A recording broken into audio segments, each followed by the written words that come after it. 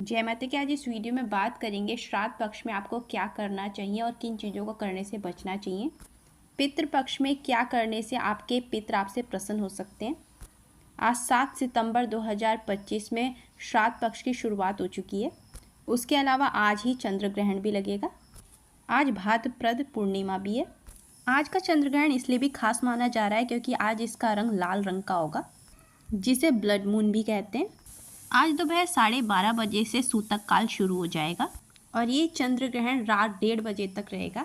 ये चंद्र ग्रहण मेष, वृषभ, धनु और कन्या राशि को छोड़कर बाकी सभी राशियों के लिए हानिकारक माना जा रहा है। ग्रहण के दौरान ईश्वर का ध्यान करना चाहिए, उनके मंत्रों का जाप, पर मंदिर के कपाट बंद करके रखने चाहिए। अब बात करते हैं पितृपक्ष के उपायों की।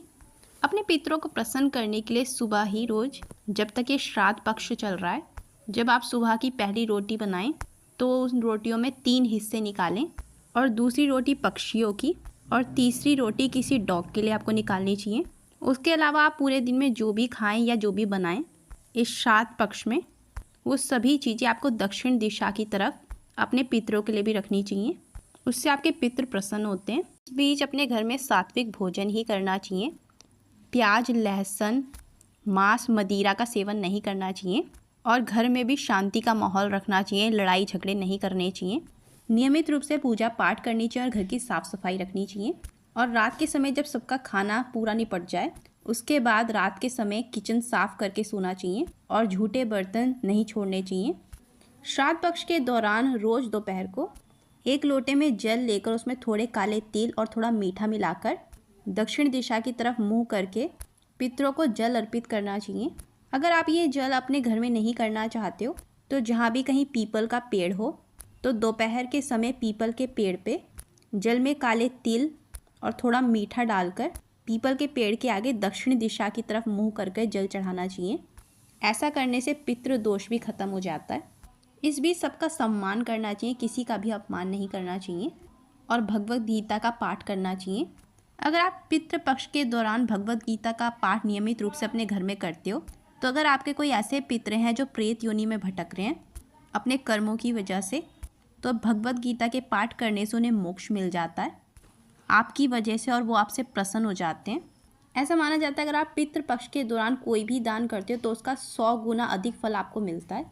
श्राद्ध पक्ष में आपको नीले और काले कपड़े पहनने से बचना चाहिए और सुबह ही घर का कोई भी सदस्य 1 लोटे में जल लें और अपने घर के जो मुख्य द्वार है उसकी दहलीज पर रोज़ डालना चाहिए। उसके अलावा अपने घर की दक्षिण दिशा की तरफ तिल के तेल का दिया जलाना चाहिए। श्राद्ध पक्ष में आप कपड़े दान कर सकते हो, पर वो कपड़े पुराने नहीं होने चाहिए, नए कपड़ों का ही दान करना चाहिए। पर जूते चप्पलों का दान करने से बचना चाहिए। अगर आप ऐसा करते हो तो आपको राहु दोष लगता है। पितृपक्ष में आपको लोहे के बर्तन भी दान नहीं करने चाहिए। आप चाहें तो स्टील या चांदी के कर सकते हैं।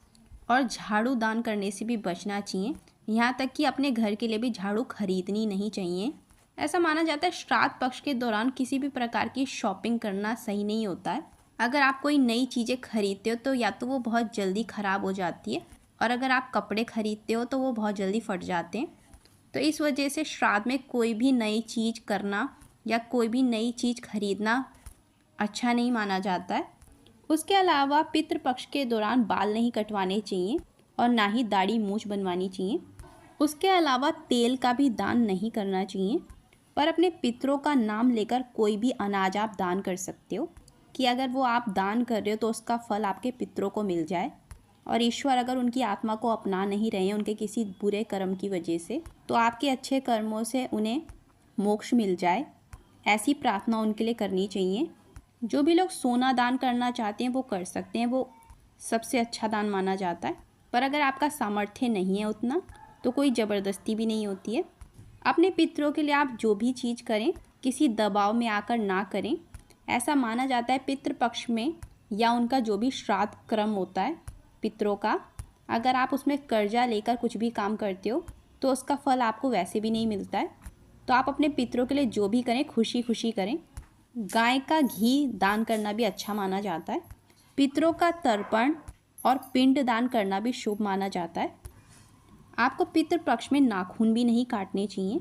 इस बीच अच्छे कर्म करने चाहिए और आलस्य से बचना चाहिए। जिस दिन भी आपके घर में श्राद्ध होगा आपके किसी पितर का, उस दिन आपको प्रातः ही एक कटोरे में तुलसी के पेड़ की एक जड़ लेनी चाहिए। वो जड़ जो पहले से ही सूख रखी हो, आपने ना सुखाई हो। फिर जब आपने कटोरे में वो जड़ रखी हुई होगी तो अपने दाएं हाथ के अंगूठे से उस पर जल चढ़ाना है। इस दौरान अपने पितरों के मोक्ष की प्रार्थना करनी चाहिए।